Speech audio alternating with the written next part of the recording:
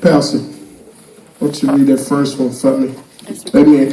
And we're just going to talk a few minutes. This is all we're going to do today. Now, a lot of times you don't have to do a lot of hooping and revving back to get the word across. Amen. It can come across all kinds of ways. Amen. Yes, sir. And there went out a champion out of the camp of the Philistines, named Goliath, of Gath, whose height was 6 cubits and a span. Okay, now go down to the 8th verse. And he stood and cried unto the army of Israel, and said unto them, Why are ye come out to set your battle in array? Am not I a Philistine? And ye servants to Saul, choose you a man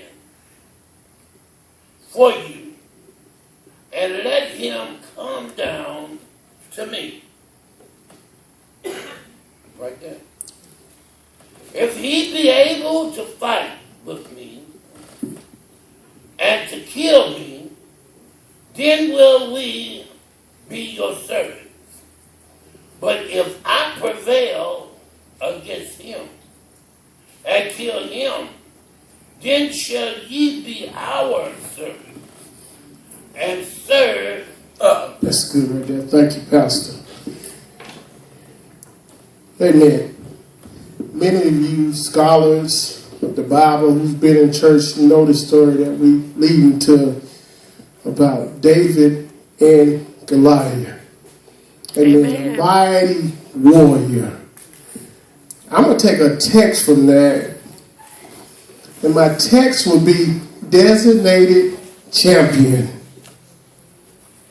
Designated champion. Amen. How many of y'all got that champion spirit in you? Yeah. How many know that you can win? Yes. Amen. I like that now. I remember you told me that.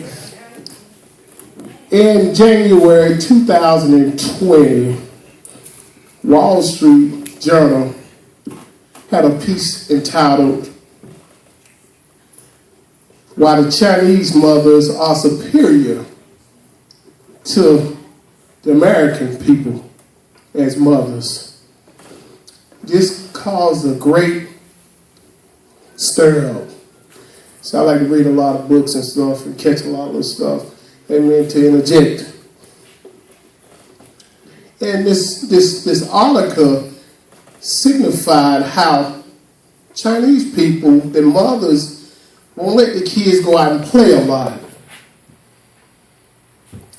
They make them study a lot. Yeah. If you notice, and this is true, most little Chinese kids are whizzes at spelling because they study all the time.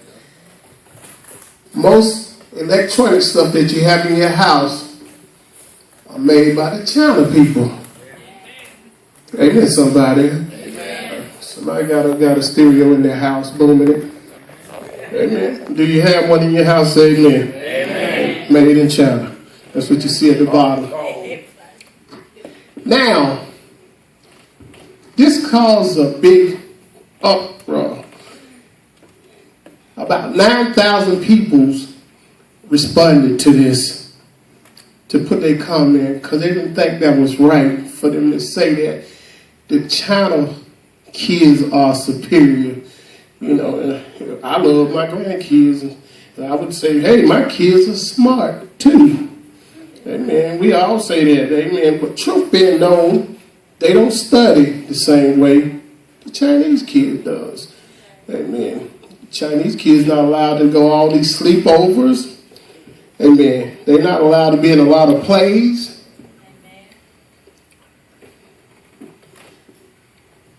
They studying. Now, my daddy was a bishop, preacher. Yeah. And coming up, I wasn't allowed to do a lot of things. That's right. used to hurt me so bad. Amen. I wanted to play football. He said, no, you're going to play the organ. Amen. No, y'all ain't never been in that place. Amen. When you wanted to do something so bad and couldn't do it. Now, what the American folks are guilty of, trying to create a champion. Amen. So at a young age, we have our kids being a cheerleader, playing football, basketball, all of you. Somebody ought to say, man, y'all don't get quiet on me because I'm going somewhere with this here. This is not to throw off on our kids.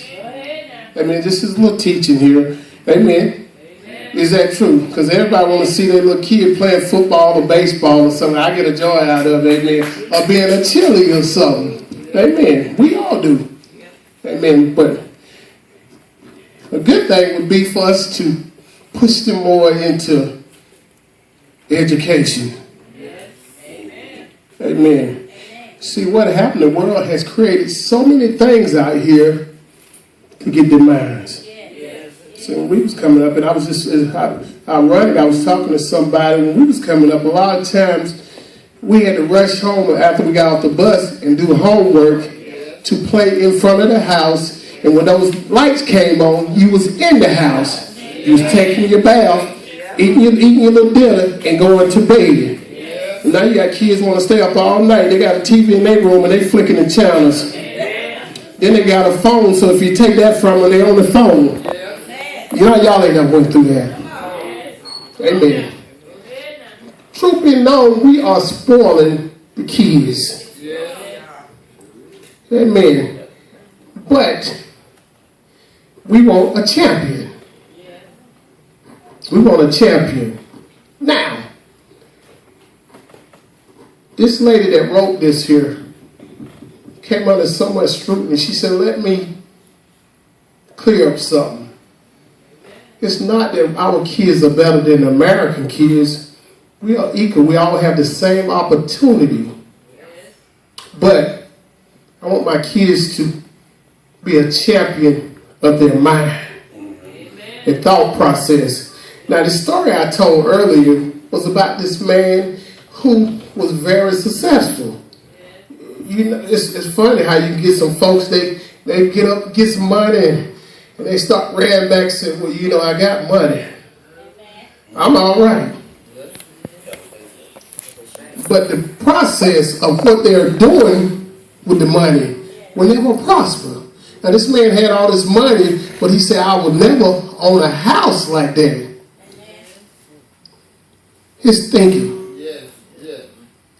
Y'all ain't never been there. Amen. I constantly think sometimes, if I had the money that I had back then, I would own some of Charlotte. Amen. Amen. Y'all know it was a lot of money out there one time. Good and bad money, but it was some money out there. Amen. Now, I've seen a lot of brothers that had enough money. When they had it, they turned their backs on other folks. Those same brothers now don't have a dime. Amen. Amen. I don't know why I said that. Amen.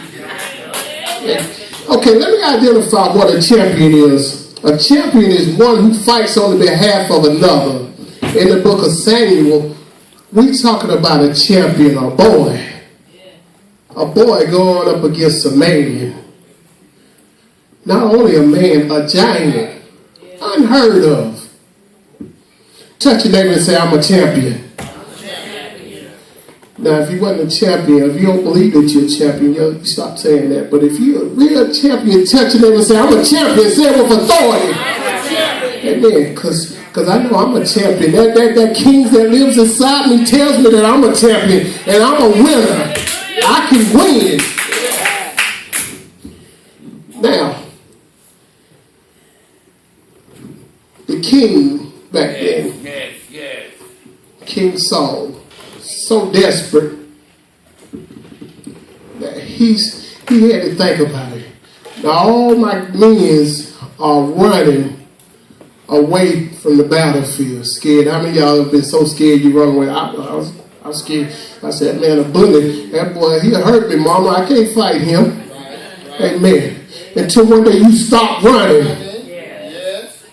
You become a champion then. Because you give him that 2 punch and he say, oh, Lord, that hurt. He figure out that it hurts too. Amen. That's that champion inside you.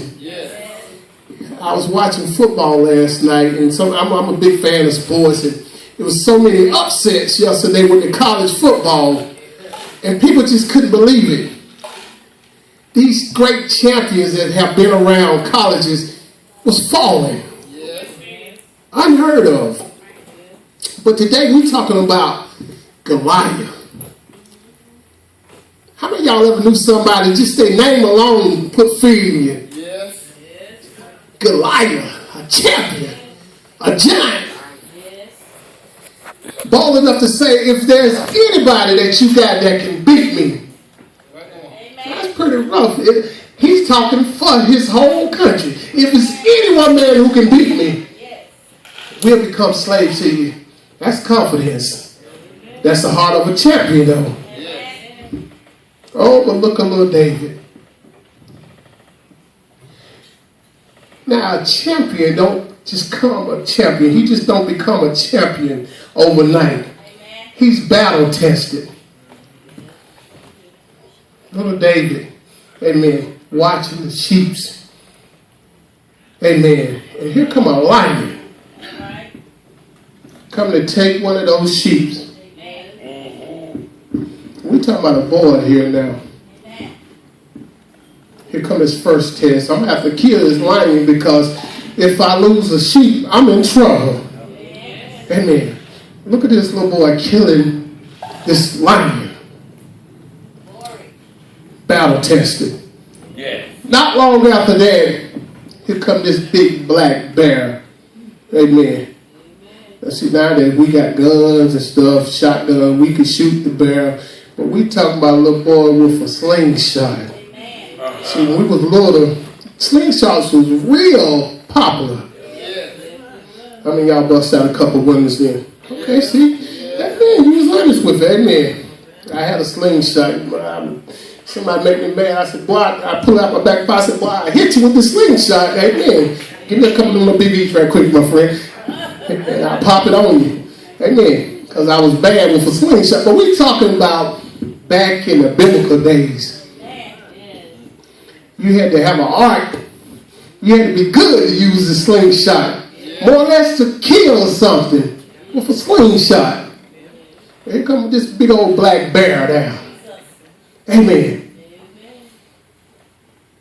How many of us have had these bullets come down and you know that you don't want to fight them because they're so big and you say, Lord, I'm being tested today. Amen. Me and my brother used to get off the bus and we would get off at the wrong stop because we had this friend, he's my best friend now. Amen. I'm 50 and we've been friends ever since I was 10. And we used to call him Fat the Water Rat because Fat Boy he would scare everybody. Amen. And I told my brother one day, I'm tired of running. So we had to come up with a battle plan. I said, we're going to get off at his stop today. And we're going to fight Fat Boy today. And when we got off, we was on him. So quick, he didn't know where to hit. He ran home. Next day, he came back and shook our hands and said, man, I don't want to fight, man. I want to be your friends. Amen. Thank God for friendship. Amen. Man, we've been friends 40 years. Amen. Amen. Deep in my mind, I didn't want to have to fight him again. Thank God for favor. Amen. How many of y'all know God will give you favor a lot of times? God will give you favor. In the midst of the storm, God will give you favor. Amen. Sometimes in your living area, you got people that bother you. You just want to come home and enjoy yourself, and people that's around you just bother you all the time. I'm paying my rent just like you are, but why you keep bothering me? Why should I have to leave? Because you bother me. That's when you got to start praying. God, take me around this mountain. Amen. Y'all have to be careful what you ask God to do.